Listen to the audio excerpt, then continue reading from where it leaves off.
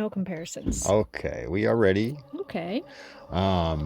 Reporting live from the beating heart of Nutmeg Country. Cable actuated and opinionated? This is Alt Bike Now. Bike now.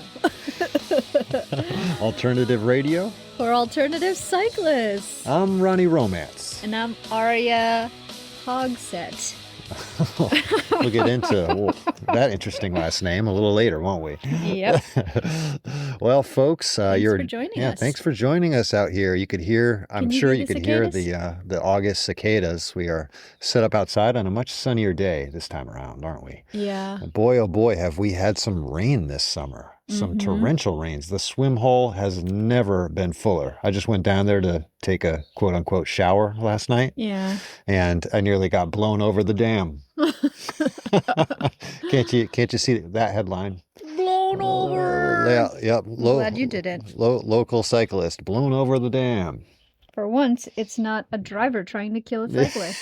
It's water. It's the damn dam. It's the damn dam. Well, folks, I am sure a lot of you are having incredible late summer times here. For me, it feels like summer's over because you are not going to do that. The Tour de France, the men's Tour de France is over.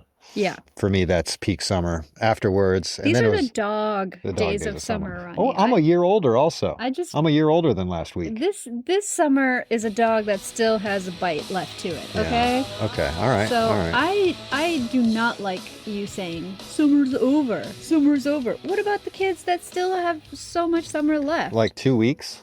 There's already back to school commercials on. We might even do a back to school commercial here. Why not? So, it's the dog days of summer. You've brought it up. July 3rd until August 11th. Those are the dog days of summer. Why do they call it that? It's because of an ancient astronomers who tracked Sirius. Are you serious? Part of the Great Dog constellation, Canis Major. Oh. I've always thought it was because it's hot, the dog's tongue's hanging out. Yeah, like they're laying down all the time because it's so hot. Yeah. Anyways, so, I thought it was going to have something to do with Greece. I think forevermore now the dog days of summer will be associated. This isn't a great setup. I was going to say it will be associated with the Tour de France Femmes avec Swift. Well, the dog connotation. Well, let's get into it. Let's get into the show. We're going to talk. We have contributors to thank because we forgot last time. So we're going to stick that in the beginning. Mm-hmm. Yeah, there's a lot of Tour de France Femmes to talk about. We're on stage 4 today, so lots to catch up on. Fellow Orange has some news for Ron. For real life report, so that'd be it for the headlines. Real life report backs. Ronnie and I just literally last night. There's a car coming. Hope you can't hear that, listeners. Yeah, because it's loud for us. That is Speaking of real life report backs, are those 32-inch wheels on that car? Save it for the headlines, buddy.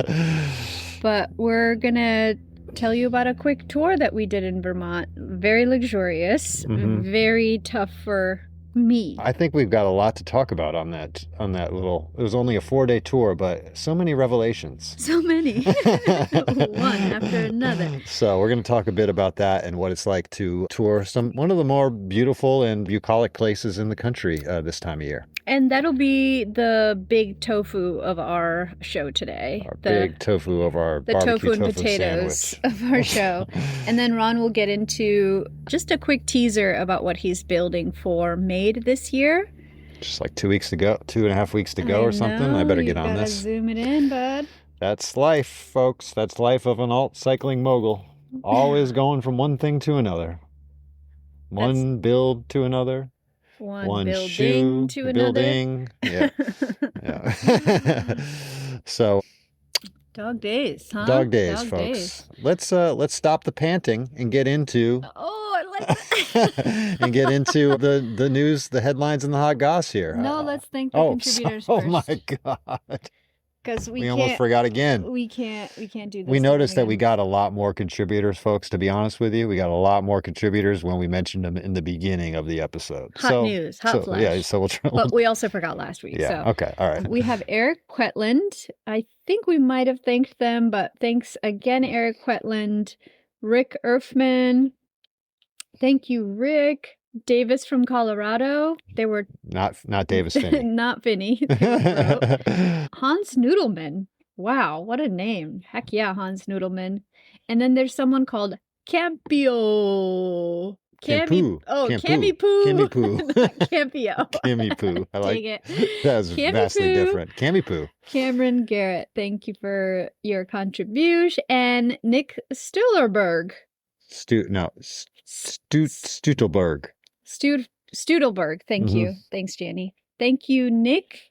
Thank you, Campio. Cammy Poo. Damn it.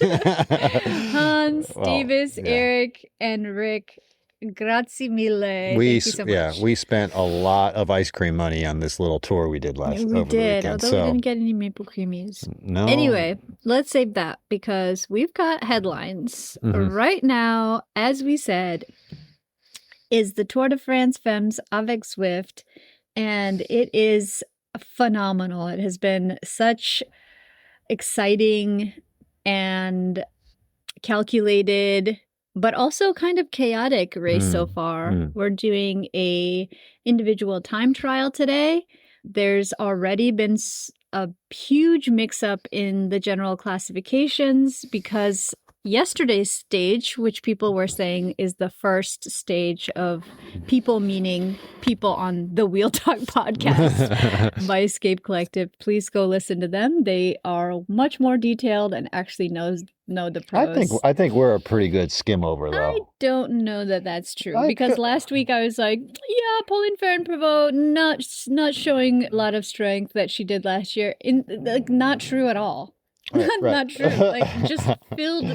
Well, we should talk about the first two stages first, just briefly. They're sprint stages. Yep. They're somewhat sprint stages, and when you have sprint stages like that, the first one in earnest was a sprint stage. The second one, there's like a climby finish, So in the first one, all the favorites were there already. Lorena Wiebes from SD Works takes the win, stage one, without any competition. The way that she moves in a sprint is just unmatched. There's no one who comes even close. In stage one, Kim LaCour Pinar came closest because she finished second, but there was at least 2 wheels of a gap between. Yeah, we're seeing another generational talent here in Lorena Wiebes. It's incredible to watch. She comes from a track racing background. Yeah. She tried cyclocross. We saw her race. Yeah, right. And not that great at that. Not her favorite. She's not the best. Well, I don't know. I remember her crashing out of the Tour maybe 2 years ago on a technical descent, maybe not be the best bike handler. But she is fast. But it makes you sense put her coming on from a track put her on background, like a track finish, and she doesn't even need as we found in spoiler alert for stage 2, she didn't even need a lead out. Well, she did. She had a little bit of one, but that wasn't really a lead out. That was just her entire team doing everything they can to get her in the front because there was a breakaway from Lidl Trek who looked like she was about to take it. Was it the Swiss national champion on the breakaway? I don't know. I don't know any. It's the name's not coming to me, but she's a really good big star. She came so close to making it to the finish line. They caught her at 300 meters, which is wild. And then it was, the people who were chasing her down were all of the the top 10 from last year and the year before that. So that's a really intimidating. So again, Wiebes' entire team empties their tank. Lotte Kopecky especially, she is up there pushing really hard to bridge the gap. And then Wiebes is kind of on her own in the last half km to the finish line, and she freaking sends it. It's magnificent to watch her. Incredible sprint. Just wound up past everybody. Absolutely. Like they were standing still. It just no one came close to her. Yeah. And then yesterday, stage 3. One of the most exciting stages of any race I've watched. Oh. Yeah. That was so cool. The way that all unfolded, because you can't really. It's you can't really lend the lens that we just watched the men's tour under, and you are expecting certain things to happen. But with this, with the femmes, it's not entirely different, but things just happen differently. So there's Yeah. more of a surprise element to it, because you're like, oh, this can't happen. No way. And then you're like, oh my God, it can. Oh my God, they're doing it. Right. And it was just one of those stages where with 88K to go, there Mm-hmm. we have A solo a solo breakaway. breakaway, the Norwegian national champ, who just won her first bike race, which was the Norwegian National Championships. Yeah. Pretty incredible work from Sigrid Hogsett. Uno X Mobility, Yeah. who's having an amazing year. Yeah.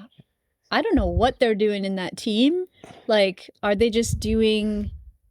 Because yeah, Uno X like went from Just like just a farm team no one's winning to they're winning all over the place. They're like top tier. They don't have the budget of a top tier team, but they will. But they're performing. They're performing like it. Yeah, they're performing like it. So I mean, last year we had Marie Squiban win 2 stages, and this year she's been quiet, a little more quiet. So I don't know. This could be a future superstar, or you're not saying, or you're thinking. I'm just not sure, because it works really differently. I want her to be a superstar. This person, there's personality here. Yeah, I don't know. Yeah, I don't know. It's still too early to tell. I am just much more careful these days with getting my hopes up. Well, let's say how it went. Sorry. She was so fun to watch. Yeah, personality, overflowing with personality, and looked so good on the bike. When Lotte was about to catch her. Okay, so to give you an idea, Lotte Kopecky is a 2-time world champ road bike winner. She's got the rainbow stripes on her, armbands. And she is chasing you down. You are a brand new pro road cyclist. You have only won once, just a few months ago. And then at 27, you are being hunted by one of the best riders in the world. Yeah, because how many kilometers 10 down? seconds away at one point. When did Lotte start chasing? At 70-ish. So most of the race, Sigrid gets away at 88 solo. Lotte starts chasing her down. It goes from a minute and a half to a minute to 10 seconds. Meanwhile, the yellow jersey is 15 to 18 minutes behind. That's Lorena, because yesterday there was a bunch of category climbs. So it was gonna favor a climber and a lot of the GC hopefuls. So Lotte's only 10 seconds behind at one point, where Ronnie and I are both like, okay, Lotte's just gonna catch her, and then she's gonna take the stage. Eat her for lunch, yep. No, there's something that happens to this young woman. I mean, she's 27, but she looks like she's a teenager, right? The excitement that she had, the joie de vivre that she expressed on the stage and at winning, just a huge shit-eating grin on her face during the interviews, just looks like a little baby doll. So awesome to really see and experience that kind of jubilant, buoyant, joyful energy. What is side note, shit-eating grin? Shit-eating grin. Where does that come from? I agree, that was the grin that she had, but who's eating shit and grinning about it? Let us know in the comments. Yeah. This girl, she's not having a shit-eating grin. She sees Lotte and maybe hears the moto or something that's following her, and reaches to something beyond understanding and hammers it down, grows the lead from Lotte from 10 seconds to 13 seconds to 16 to 30 to a minute. It's Lotte finishes a minute and 50 something. Yeah. There was a point where Lotte just gave up. She just gave up. Yeah, you know? And I'm wondering if that new engagement ring from Axel Merckx, maybe the glare, like blinded her at some point from the Right, diamond? because Or women's performances always have to go back to some man putting a ring on their finger. Girl, please have a seat. Go away. It has nothing to do with. So the weight of the diamond, the added weight. Remember when we talked about that, folks? That Lotte was marrying Axel Merckx. Yeah, I'm just trying to do a little through line thing here. Yeah, yeah. I'm sure both Axel and Eddie looked at this performance and were like, reconsider, son. I doubt it. But incredible win. That's why my last name was hers. Because that was a joy to watch. It was beautiful to see a winner who is just so excited about it. And she won. She broke a number of records here too. She took the yellow jersey after this. Takes the yellow jersey by 2 minutes. I think she's got a 2-minute 12-second lead. Or something. Lotte is 1:24. Okay. After her. Yeah, because she put a 1:24 between her after she was almost going to catch up to her. Oh, that's the stage results. I remember from last night, though, that the actual, like, the overall standings, Lotte, or whoever's in second place is like 2 minutes and 12 seconds behind her. So she could very well hang on to this. Like, today's a time trial, and we're going to call her Siggy, because I heard someone call her that. Siggy is apparently a very good time trialist, so she could have completely emptied herself on this stage. We won't know until today. So we'll see how she does in the time trial, but she could actually put more time in on this time trial. Like, I'm really rooting. I love the Uno X Mobility Squad. I love Norwegians, and I just think that their whole project is so cool. The kits are good, the bikes are cool, and Sigrid not only won the stage, but was also the first Norwegian to win a Tour de Femmes stage, the first Norwegian in yellow in the Tour de Femmes. And she also won the most combative rider of the day. And she also won, I think she may also be in green. Is that true? I don't know that for sure, but she kept on getting called up to the podium after she won to show off how jubilant and shit-eating, for lack of a better term, just being kept called up to the podium maybe 4 separate times, and each time we were just like, this is awesome. Yeah, like, I want to see more. I want to see more of this person. Yeah. So hopefully we see more of this person for the rest of the tour, because I think this is a real emerging star who was able to fend off Lotte Kopecky. It's just that's not just a run of the mill racer. Yeah. So. Granted, Lotte put in a huge dig the day before to get her teammate Lorena Wiebes close to the line, just to catch up to the solo breakaway that they had. So she definitely burned a lot of matches there, but I feel like I'm careful about getting my hopes up, because I totally fell in love with Allison Jackson, and because of her like joy and jubilance, and when she won Roubaix years ago. And then beyond that, she won a stage of the Tour de France as well, and it was just awesome to see personality.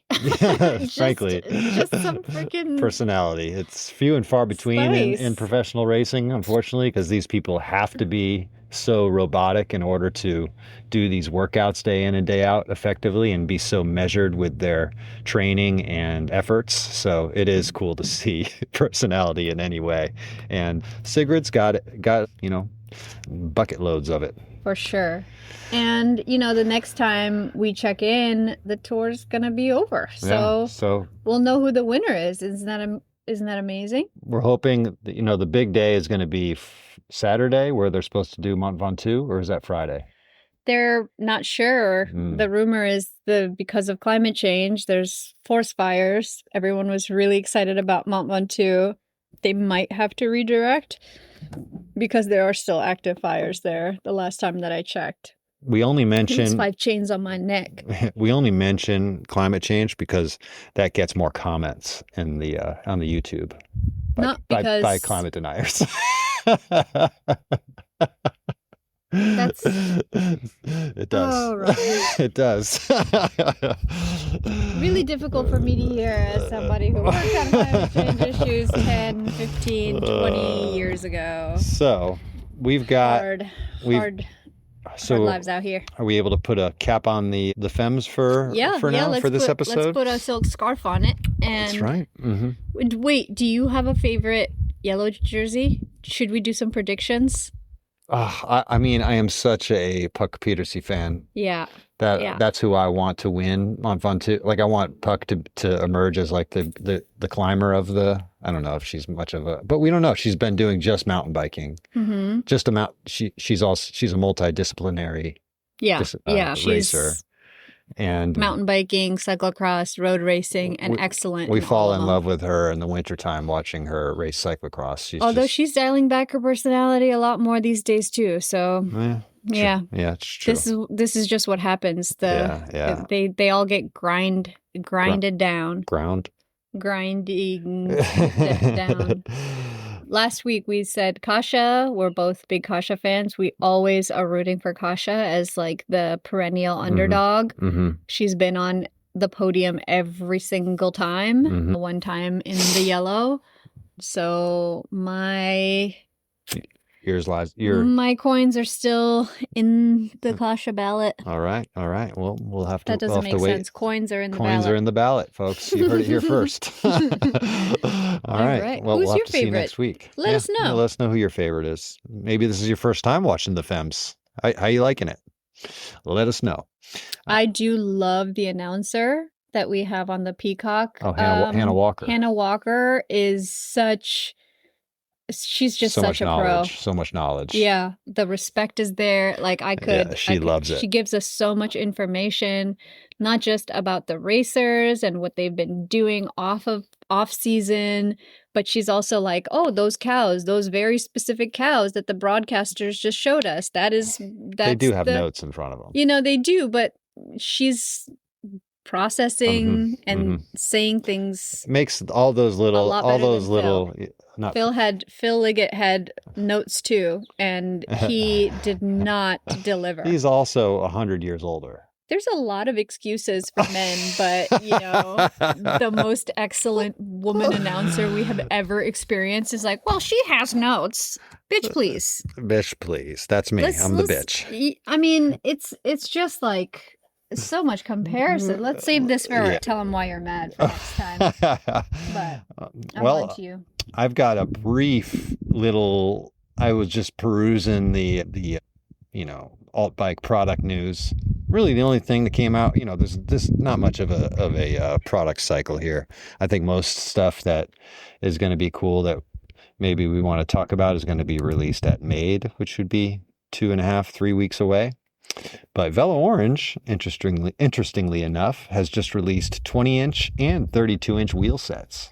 Ooh. So the parameters, the margins of wheel sizes have never been more supported, should we say. I just think it's cool that a VO is doing stuff that they want to do. And it's just fun that, these two wheel sizes are so niche and that there are companies out there like Velo Orange that are supporting those curiosities for us nerds, because this is the fun stuff that we like to play around with. These are our Legos as adults. Yeah, it's true. These are really cute. I'm looking at them. Yeah. So looking at obviously the 20, the 32 are. I'm like, you want a mini Velo with 32-inch wheels? Give me that. Who's going to be the first to do that? Someone's going to do it. I know it. A mini Velo for Shaquille O'Neal with 32-inch wheels. that fits him well enough that he won't need icy hot. He's in every commercial. It does not matter. I bet he uses Salon Pass. Oh. He doesn't even use icy hot. Salon Pass? It's like an icy hot. Oh, I was going to say he doesn't need a salon. He's bald. Oh, he needs it for his toes. Oh, okay. Salon Pass. So that's just a fun little thing that Velo Orange is offering now. And I really, as far as like what's coming up in Made, I expect half of the bikes this year to be 32 inch. Oh, prediction meter. What about the 20-incher? I mean, People there's love a always a tiny few. There's bike. always a few of those kicking around. Yeah. But the 32-inch wheel thing, I think, is going to hit a fever pitch this year at Made. How many were there last year? Well, 2 years ago there were like two. I think Bitchin had one, Mm-hmm. and Daniel Yang. Okay. Was that under Newhouse? I think he had one, Okay. Very cool. and that was the one that I got to ride. And then last year there were I couldn't. There was probably like 5 or 6 last year. More than a handful. And then this year it's going to be like half. Well, I think there's going to be at least 20 to 30. Oh, okay. Hands and Everybody, there's so many tire companies releasing 32-inch tires right now too, and that are going to be releasing for Made. Not us. I would love to again, but we're not able to. Is this the gimmick from a dying industry, or is this another Lego piece to add to the build? Well, I think the larger industry, this is kind of like, like you're throwing some silver dollars in the wishing well. But for small bike, which is what we're more tuned into here, I think it's a good thing. I think it's always going to be like a niche. It makes more sense for custom builders and like small runs of bikes and things like that. Not small bike as in 20 inchers, but small bike as a small industry with less than like 4 so you don't have don't have to have like a bunch of like inventory of 32-inch wheels when really they're so new. Geometry changes so much. You think of like the first 2.9ers with how different they are today, and fitting them on making that geometry work for people of different sizes. It's just there's a lot of constraints that go around this bigger wheel. I have no doubt that it is a different feel altogether than your 29er. Just like a 26 is different than the 29er. Still, they're all the sizes are fun. I don't always ride my 26ers, but when I do, I'm like, oh, this bike is sketchy but super fun, and and at that moment I'm be like, this is the only bike I want to be on right now. And then you were on a 650B bike, you can feel the slight difference there. You're like the same thing, and then you get on your 29, you're like, oh my god, I can't believe this traction, or like, oh, I could lean into this corner so hard. But, oh, I can't make it around this tight corner like I could on my 26. There's just so many different use case scenarios. But, it's one of those things where if you're going to have multiple bikes, maybe, and you're tall, maybe a 32-inch wheeled bike could be really fun for you, and could, these are great for the tinkerers. Great for the tinkerers. And, if you're, people, you think of how much people spend on like gym memberships and like nutritionists, or like protein powders or something like that. And these things, mental health professionals. Well, let me tell you, folks, you just need a new bike. You just need a new bike. You just need a new bike. Add it in there, and it's something that, for me at least, it gets me out. Yeah, it's like, oh, I want to feel that sensation today. Yeah. It's different than yesterday's sensation and the sensations the day before. And I'm going to tweak this one little thing, and this is going to change it all for me. And well, I'm going to get out for a ride, and I'm going to feel better afterwards. Perpetually looking at what's beyond the bend. Yeah, precisely. So we'll see this year, Made. I wonder, I would like to, perhaps, I'll probably bring like some audio recording devices to Made and get some interviews and stuff like that so that we can put into the pod. It'd be fun to do sound clips. So, that's it for the headlines hot goss. Hope it was hot enough being August. Maybe you're looking for some cool goss. Oh. Well, we don't have any. We don't have any cool goss. we don't even have any like goss. No. Remember those days? But what we do have is a real life report. I love your sound effects so much. And I'm going to have to hit pause on here because now we are sitting in the sun and I can't see my computer screen. Yeah. So, going to pause. Okay, now we are back inside. It's been like the last 2 weeks. We are talking about our first end-to-end tour that we've ever done. We've always only packed all of our stuff in our stuff and taken it with us as a point of pride and cheapness. Yeah. When we started touring together, $10 a day was the budget. Yeah, And we did it we did.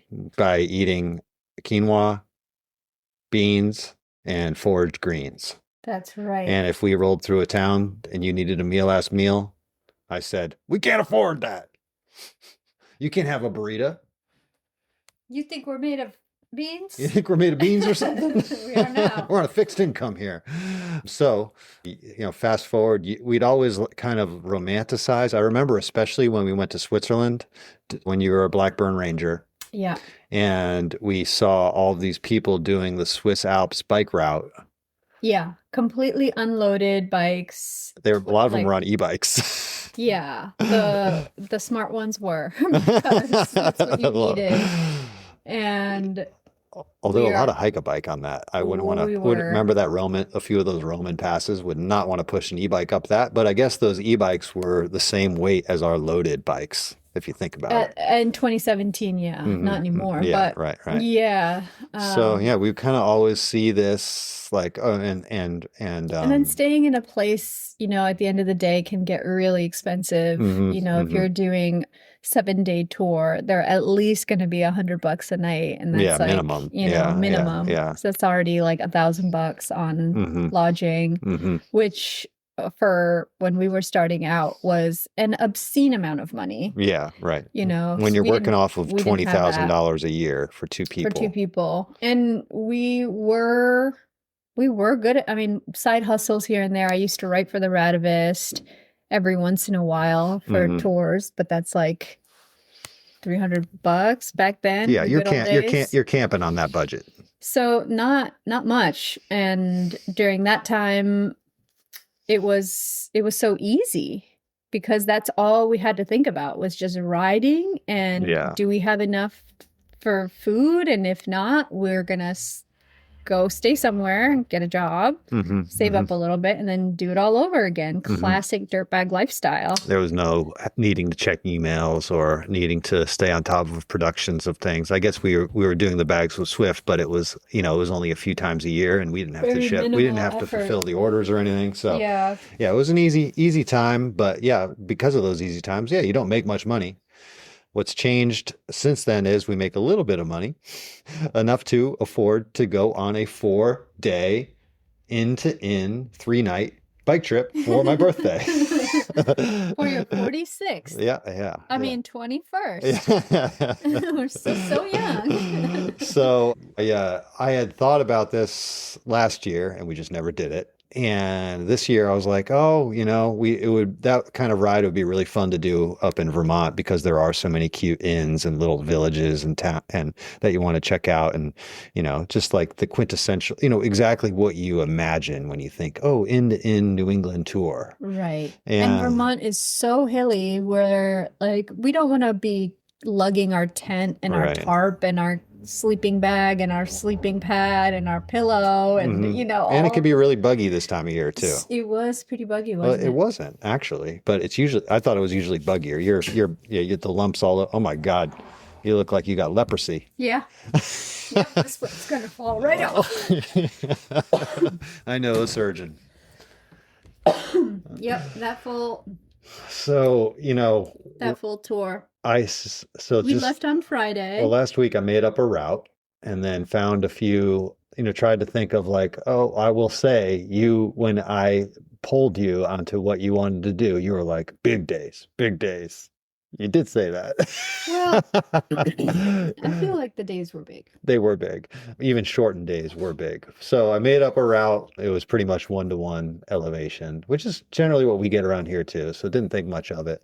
And we drove up to Ascutney, just south of Ascutney, to a park and ride, like a commuter lot where we could leave our car for a few days. And got our bikes together and started riding. So we had pretty much like every 60 miles ish, we had a stop at a place that I had rented for the night.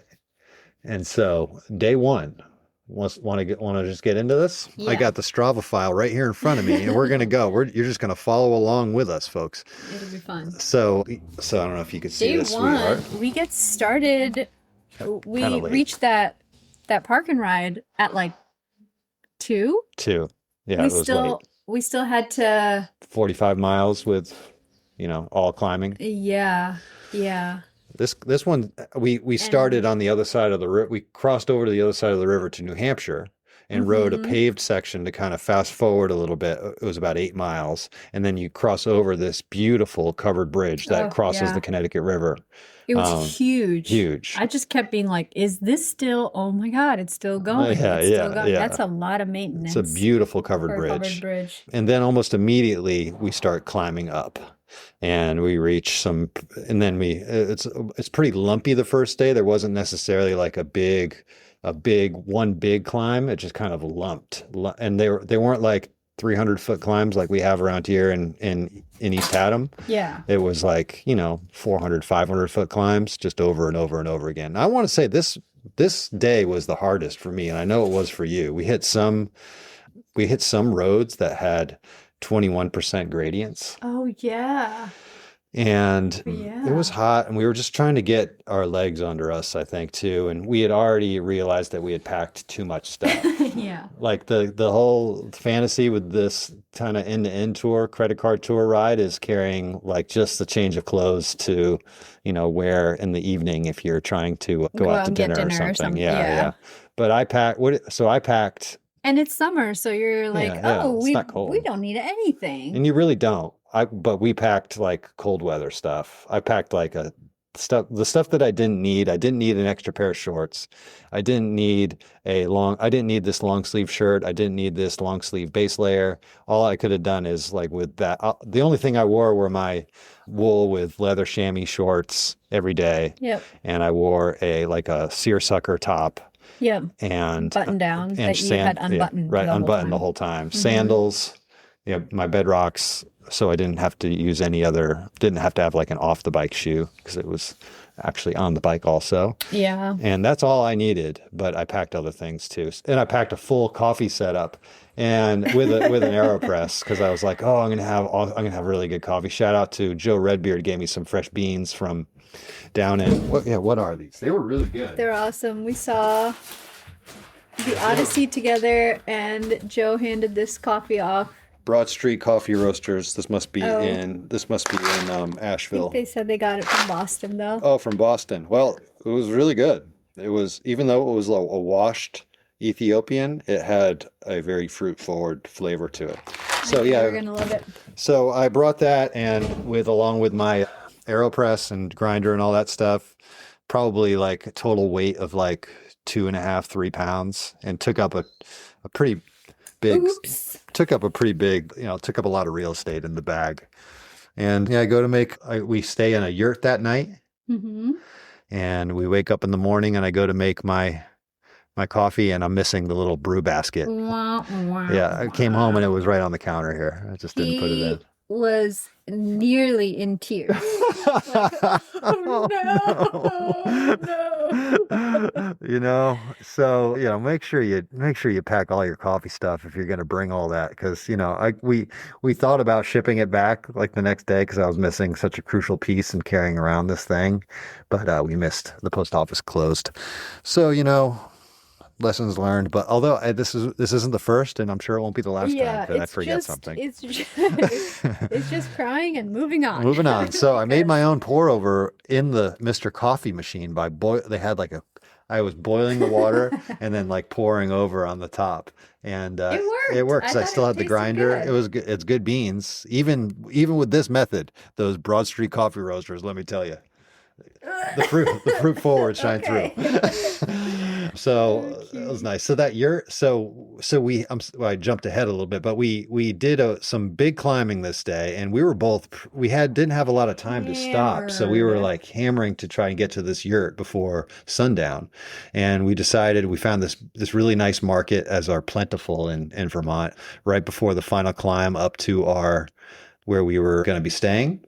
And we had our dinner like that, and then we climb, and then we descend. The descent was like, how long? The 7-mile descent. Okay. So we descend, and we were just like, oh my God, we're almost there. We're almost there. We're almost there. But wouldn't you believe it? We missed the turn. all the way to the bottom of the hill and had to climb back up, Uh, maybe like a quarter of the climb, like 2 miles, you had to climb back up. I was so delirious at this point because it was, just starting to get dark and, the last light was starting to happen. We go through this on a descent. It was a screaming descent, Yeah. but I knew that like at the end of this descent or like we don't have any more climbing. This is it on the descent, I thought. Hmm. We go through this like kind of creepy like tunnel. Do you remember that? It got It was really dark. dark and Yeah, cold yeah. right as it, and I didn't have any lights on. Hmm. And then Ron was like, "Oh, we have to go back through that tunnel." And I was like, "That tunnel is haunted. It has many ghosts." But we had to get back up. Yeah. But we did see a friendly face over there, didn't we? We saw a gravel dad or a roadie dad that you had talked to. He stopped and talked to you, but we turned around and had to go back up. I don't remember this. Your memory is blocked from pain. From pain. So yeah, You back. did fine. It was me who was in pain. So yeah, we just rode back up the hill, got to our yurt, and it was a nice stay on a farm with a bunch of goats and chickens. Like Chickens were not there were doing like okay. 25 chickens, and there was a rooster that was pecking at everyone. It was a real like pimp scene.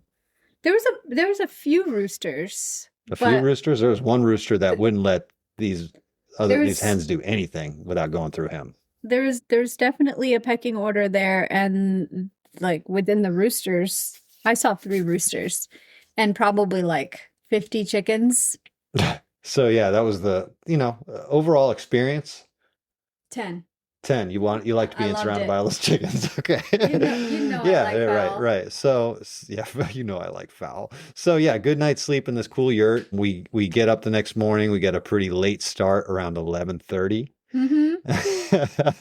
And you had to go in the house, go through a flock of chickens who are looking to poop.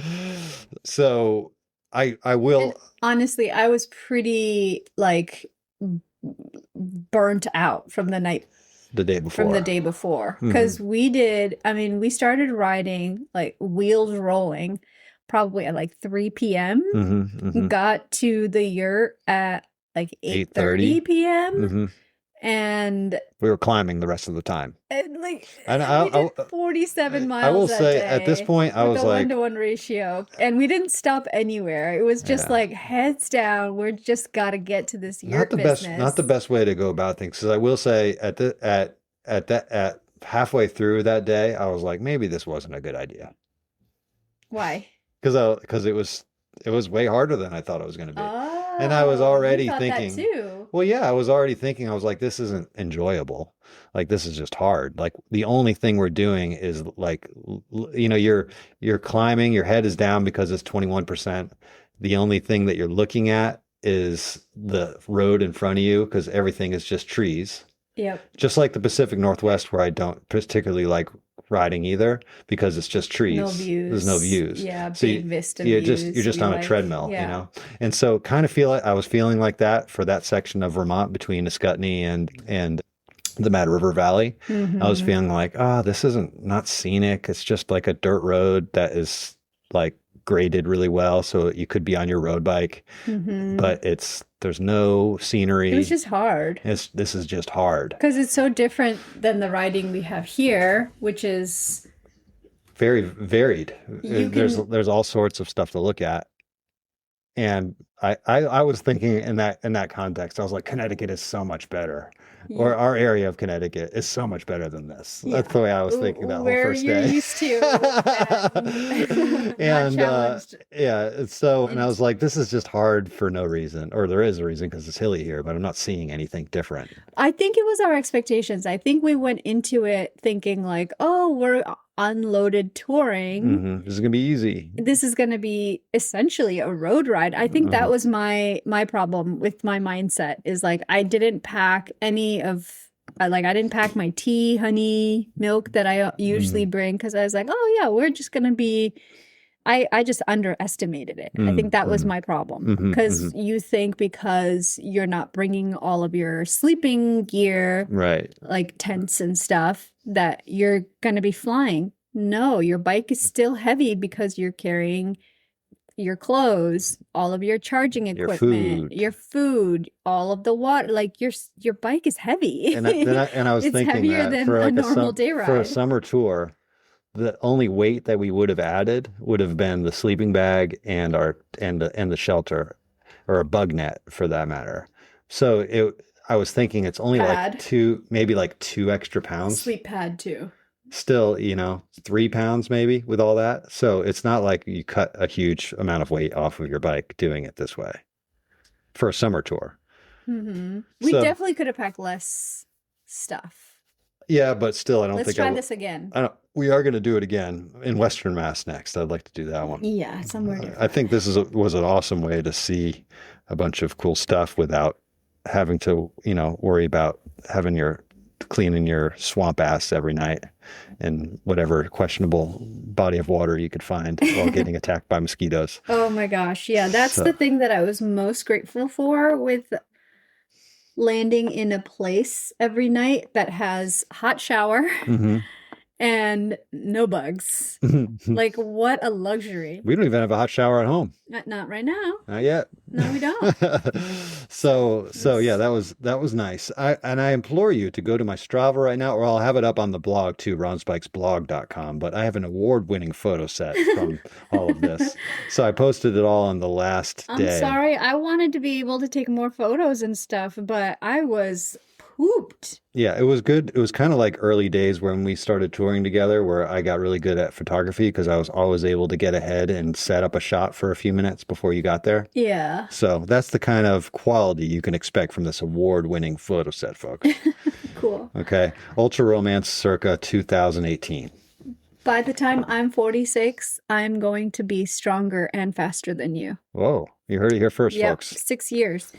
And I will take your photos. I'll be 52. And you'll still look like you're 20. So I will do that. I'll get some. Promises were made. When am I going to get a new head of hair? When are they Why going would you want to replace this one? Well, I wouldn't want to replace it, but I want more of it. Okay. Yeah, well, yeah. there's definitely things you can do, but you just don't. Plugs?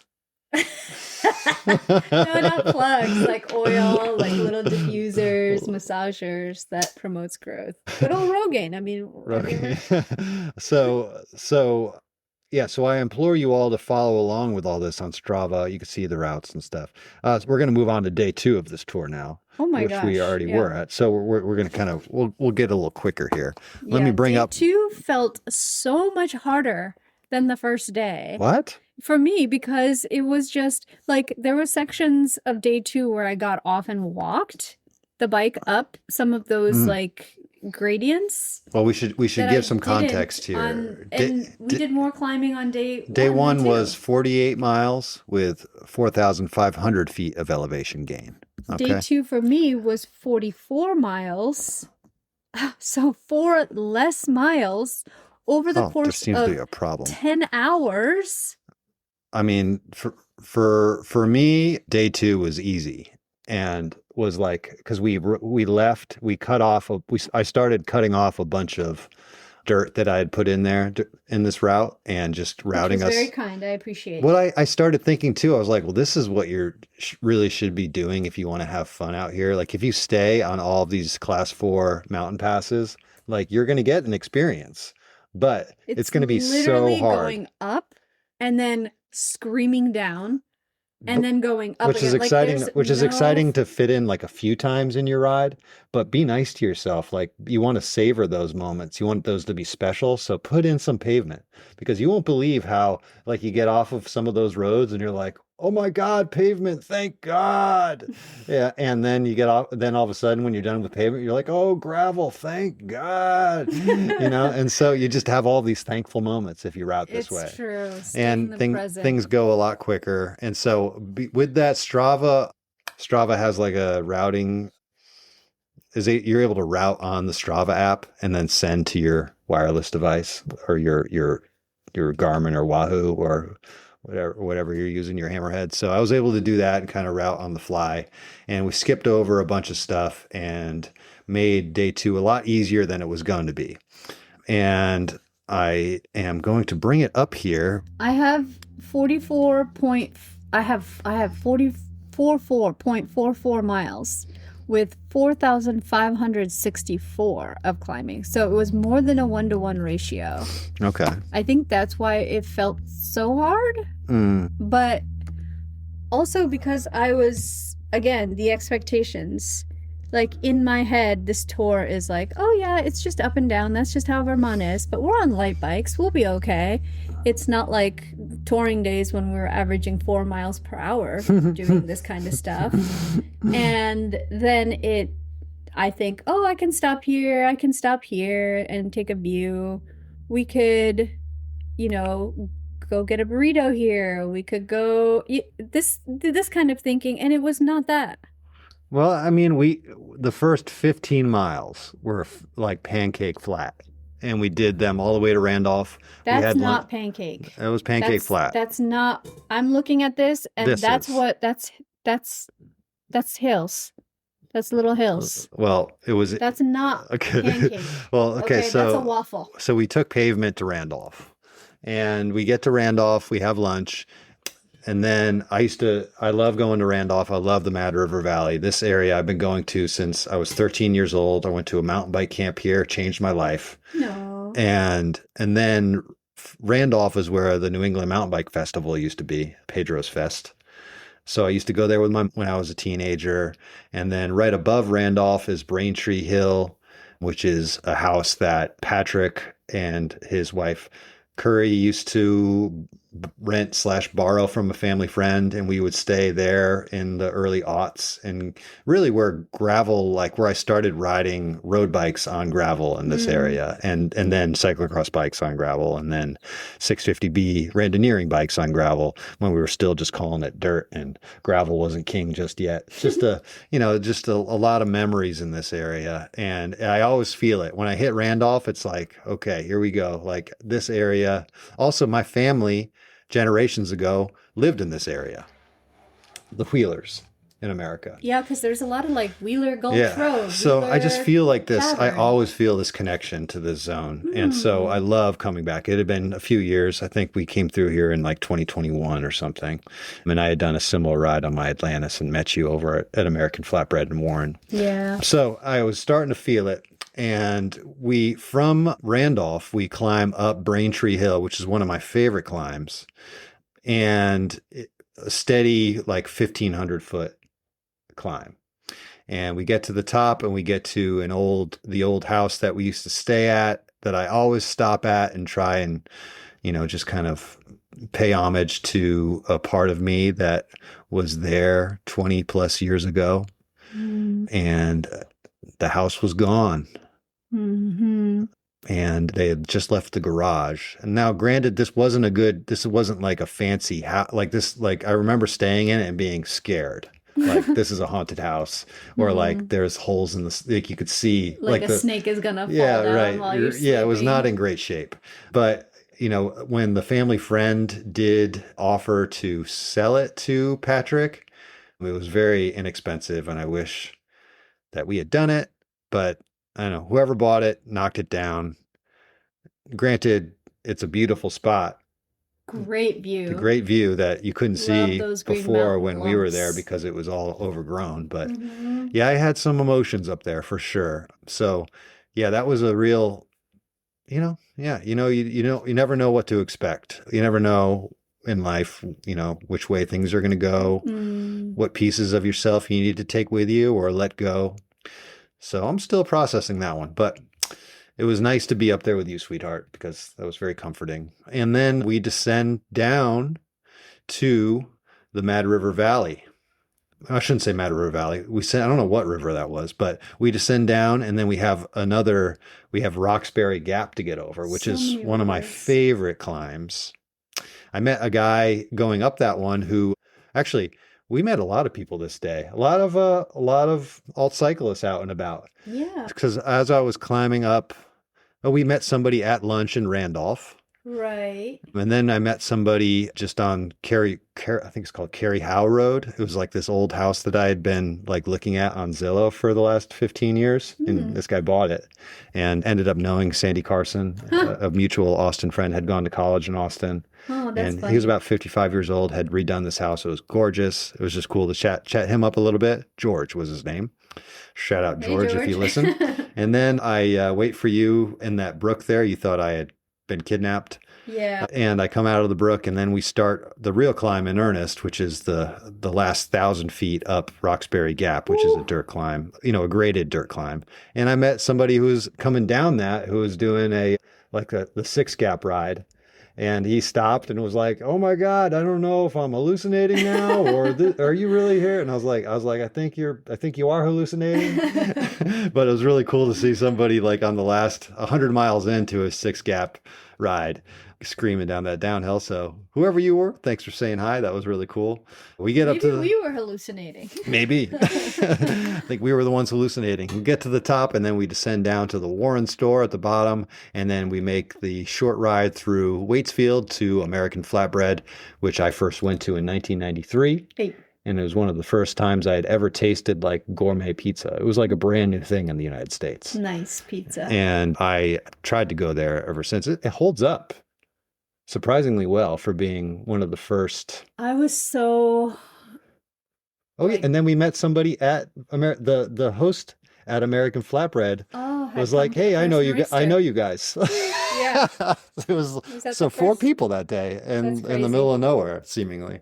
So that was cool. Not something we're used to outside of the West Coast. Yeah. So it's now... nice to see there's more alt cyclers in New England these days. Yeah, New England. So, we stayed at a lodge type scenario, kind of like a condo near there. It's definitely for skiers. For skiers, all the stuff's infrastructure. It was good. You get cheap stuff this time of year because there's not people aren't skiing right now. Mm-hmm. So yeah, stayed right near there. That ended up being another great day. That was awesome. That was awesome. Just like going into town, getting pizza, even though I was like totally fudge fracked, and there's like queer couples seated next to you, and like a younger set of boys like talking really nice lefty politics, and they're so young. I probably put them at like 20, maybe 21.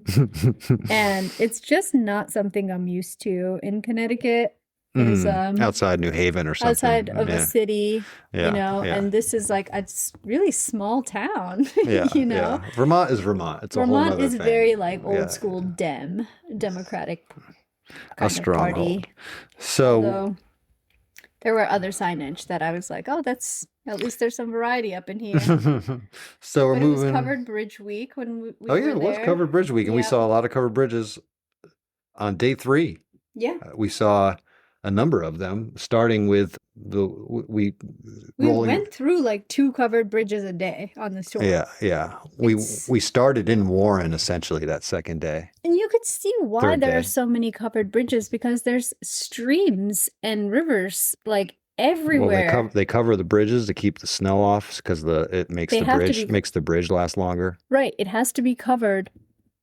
But there are so many of them because there's streams. I mean, a lot of them with the hurricanes and stuff in the last, like Sandy and Helene. I can't remember which one in particular, but I toured Vermont like right after one of those, and like they had lost so many covered bridges. But these are still there. So there's not as many covered bridges in Vermont as there were, 15 years ago, but these are still there. Or I guess that was even longer ago. So we start the day in Warren, at the Warren store. You get your egg sandwich. And then we start riding. Sat by the water. And I thought this day was my favorite. Yeah. We were supposed to go over Lincoln Gap, but and through the Breadloaf Wilderness, or Breadloaf, not wilderness, but adjacent to that. It was. Breadloaf has all sorts of different things. Breadloaf Wilderness. So we were going to go through there. But I was like, you know what? We got to make this a little easier because that's the we got to enjoy ourselves. And so Seriously. we did some pavement and cut off a few climbs and ended up like getting on this like freshly routed, for me, this area. I had gone over Lincoln Gap plenty of times, but I had never done this Done it stretch twice. down, like I guess really down the main thoroughway of the Mad River Valley. That's now Route 100, up in the hills, and with all these beautiful, like very gentle gradient dirt roads Yeah, that was nice. with incredible views of, I don't know what we were looking at, but it was there, It was these just rolling like green hills. it was just very daydreamy farms with like Hmm. huge silos and Yeah. really big barns that you could really see what New England was like Very back in Norman Rockwell. yeah, What you want, almost too yeah, idyllic. what you want to see when you're touring in Vermont. So that third day, I would check out looked what we like did that day on it looked like Strava. an eye exam. You know, Yeah. that's what I kept saying. I was like, this can't be real. The red barn is down the road here and Hmm. it's red. Yeah, Like yeah, it, yeah. you know those eye exam things? You know what I'm talking Hmm. about. So that was really cool. I would check out day 3 on our Strava if you want to know those roads. We get down to a paved section, kind of burning some pavement before our big last climb. But that big last climb, we knew it was looming. We just had to get up it, and then it was a descent all the way down. And the descent was huge. It was, let's see, from mile 40 to 56, we were descending. I know. My hands And were just like cramped in brake position. because you were 'Cause- braking on the hoods and not in the drops. Yeah. As soon as I switched to the drops, no Yeah, problem. you gotta break in the drops if you're going downhill, folks. That's what the drops are for. So Okay, calm down. You do what people you can. people don't use the drops enough. And so know you're mad. yeah, tell them people don't use the drops enough. Use They're your called drop drops. bars. Use them. If you want hoods, just use like one of those really unsightly, like, fixed gear No. like Brahma bars or whatever. All right, so yeah, so that was an awesome day. We end up in a very basic accommodations that night in Bridgewater. Yeah. But it was right across the street from this very interesting, like, old woolen mill that had. That was the Long Trail Brewery. Yeah, that was before. originally the Long Trail Brewery in the early '90s. Uh-huh. I meet this guy who runs the dispensary, who used to work at the Long. She's like, yeah, man, we used to be friends with Fish, and Yeah. I know I look the part. Don't listen to Fish, folks. I don't, Uh-huh. but I could hang. Yeah. And so With anyone. yeah, so we have some pizza, some pretty like lackluster pizza, but But it's family style. it's family style. We're from near New Haven, folks. We eat the best pizza in the world every day. So it's, They're very judgy. we're very judgy of other people's pizza. And so, especially Italy, get with it. All right. You know what? We're not gonna Hot do takes. that to anyone. So anyway, we have a great evening there. We go back to our spot, or back to this lodge that we're staying at, and watch the Guest house. Femme ad Vic Swift Mhm. and from bed while you're eating leftover pizza. Yeah. It was very It was it was a awesome. very nice way to end the day. The next day, we know we only have 25 miles to go. We had a deadline where I had to be to Bellows Falls to pick up some frames from Frank. So, we had to kind of hightail it. But, that last day ended up being a lot more climbing than I think we thought. It was 1-to-1. Yeah. Again. So another big climb right I out felt it. we climbed right out of Bridgewater, up and over this really cool climb. I loved that one. That climb was cool. It started off, just a gradual gravel, and then turned to class 4 at the top, and then had like a really cool long descent. It was kind of raining all around us, but not on us. Yeah. And the mist and like the fog in the That's mountains. my favorite It was condition. so cool. Yeah. And the photos really made everyone like the lighting, everything popped really nice. Again, award-winning photos.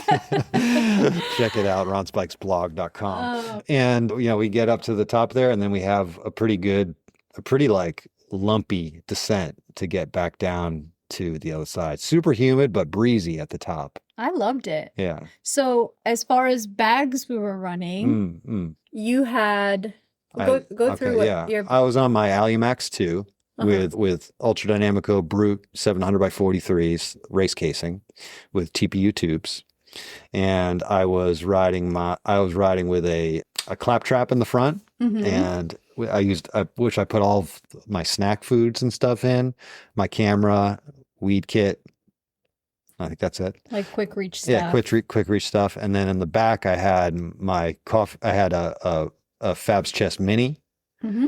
with my useless coffee kit that weighed 3 pounds and a change of clothes. And yeah, that's pretty much it. What did you have? Yep. What were you riding? I was riding the Lightning Bolt, Tires? Rosés, JFFs, 650B by 47. 650B 47, tan wall. Tubeless. Tubeless, yeah. I was a little bit nervous about the tubeless thing because I just wasn't sure with like elevation, humidity. I know you just topped off on it though. Yeah, I just put fresh sealing in. So, but I didn't bring a tube, so I was a little nervous because I know how Class 4 roads can be for rims.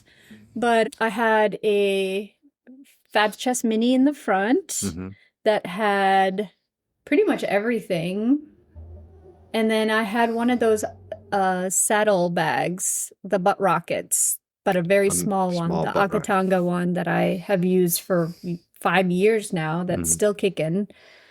Actually, that had like all of my clothes, my long sleeve thing, a change of clothes for dinner. I brought my skort, and I had riding shoes and brought my bed rocks as well. And I think that was a little bit too much stuff. So you wouldn't have brought change of shoes. You would just wear your clipless shoes. Yeah, I think I would have. Even with the bunions. Even with the bunions, like in this kind of a situation, I could have just walked. Like the American flatbread dinner, we just walked in like with our cycling gear straight with our cycling stuff because we had to scooch 3 miles down the road to our B&B. And then I guess it was nice having the sandals, but I could have done without it. Or you could have I'm surprised you didn't pack the real thin ones. Like I was surprised that you packed the heavy ones. Yeah, like the thin ones are so flat. I need arch support. You need arch support. And then these ones that are a little bit thicker, like this isn't the 3D one, but they still weigh something. So I wish I had like, I don't know, I would have worn just bags or something. But that was my setup. So we make it back to the car just in time. Like right before a huge rainstorm. Yeah, that was amazing. So Little Bellows Falls pick up with Frank. Huge rainstorm as we drive to the co-op in Brattleboro. If you've never been to the Brattleboro Food Co-op in Vermont, it's one of the tops in the nation. Yeah, I got some cute things. I got this crab timer. You can maybe hear it. There it is. Like, I just love the health and beauty parts and containers, like all the clean canteen containers, like all the cute little kitschy kitchen things that are like made of wood or like ceramics that local people. I'm such a sucker. As you were going through the local ceramics, you're like, I would kill to have this store close to us. I would kill. I would kill for these cute ceramics. So, all in all, I think by the end of it, I was like, this was an awesome vacation. And I needed that. I needed that vacation. And it got me thinking a lot about how I'm spending my time right now. Because I think I've definitely made myself too busy to, maybe, it's still a job. This is still a job that I love doing every day. I just don't have that. Like, going out for 4 days, I was stressed out because I was like, I'm not going to be able to answer all my emails. They're going to start piling up, and we're like pre-selling road bikes right now. And I have a lot of, customer sizing questions coming in, and I'm like, how can I step away? And I'm just like this, that, and that. And I'm like, man, I'm working so hard for the bike industry, which does not, doesn't really give you tens of millions, as we've talked about before. So I did have a pretty big realization on this trip with a new product that I can offer that may perhaps free up some of my time if I could make money off of it. And so you're going to hear it here first, folks. At the Warren Country Store, after my emotional moment at the top of Braintree Hill. Talk about Patrick's granola. So I think it caught my eye because of it's Pat's, and I was thinking about Patrick because we had spent so much time in this area together. And this guy, the real kitschy photo of this guy with his dog on the front of the package. And it's just like Patrick's world's finest granola. And I bought this bag of granola because I needed something for breakfast the next morning. And as we left that store, it dawned on me. I was like, I make excellent granola. I love granola. I'm passionate about granola. One of my favorite, what you even Namdal eats my granola sometimes. And so, this is granola is up there with some of my favorite foods. It has been for a lifetime. I just eat granola like it's going out of style. It's true. It's true. It's true. It's true. And so, I was just like, you know what? I could have a granola brand. Where are you going? My granola talk, you're going to run away? No. She's got to go. She's got to poop. Really? So you're just going to leave us now? Yeah. Should I put it on pause? Yeah. I'm sorry, folks. She'll be right back. Okay, folks, we're back. Just the mere mention of my granola causes bowel movements. It's rich in fiber. It's rich in fiber. It's very fibrous. Yeah, so, folks, I make the best granola. I'm trying to think of whether or not I should market it as Uncle Ron's granola or Le Ron Designer granola. So maybe you have some suggestions. I just think that I'm going to start making this, and I'm going to sell it through the website and through some local shops around the area. And then I'm going to get it into Whole Foods West Hartford, and then someone's going to buy it from me. Maybe Brattleboro Food Co-op. Yeah, we're definitely going to get this in Brattleboro Food Co-op. But it's going to be with Connecticut maple syrup, which is a superior product. I think everything in Connecticut is better. But I think this is my business right here. Granola. High profit margin. What else? Wholesome, nutritious, Delicious. It's virility in a bag. Oh, yeah. Yeah. I was thinking of a lot of different, I'm sorry if I'm less enthusiastic because for the last 2 days of the tour, like every moment where I caught up, it was granola talk. Yeah. Granola. I was looking at I was looking at all these places and being like, you know what? With granola money, I could afford this. Yeah. When we would go out to dinner, I was like, 22% tip. I got granola money coming. I'm already thinking that way. Okay, I like it. Please. Another side note on this tour was that Vermont is emptier than it's ever been. I know. It gets you thinking, like, all these old houses. Yeah, we're having those discussions. We're having these apocalyptic discussions. Like, we all know that the birth rate is down. Yep. And there's nobody, and young people move to cities. Yep. And there aren't cities in Vermont, folks. There really aren't. And we were just passing by countless once beautiful homesteads that were maybe like one old woman tending to at this point, and not much longer. Like all these places, and they're vastly overvalued. The real estate. I was just looking. A lot of these places, it's like $2 million for these beat up houses. Who can do that? Nobody can do that. Nobody will do that. So, hold your pennies, folks. Another 10 years, there ain't gonna be anybody living there. Yeah. And seriously. there's no jobs. There's no nothing.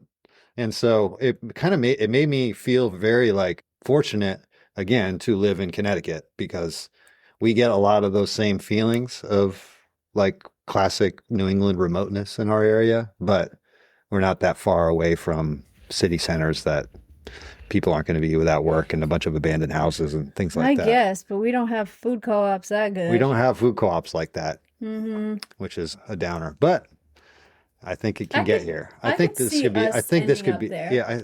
I would love. Yeah. Once they're just giving away those homes, because they're going to have to. There's no one that's going to take over these places. Yeah. They're beautiful, but they're already in such disrepair. And most towns need their tax base. It's like 90% of the town budget comes from the tax base. And so these towns are just going to cease to exist. They're not going to have any.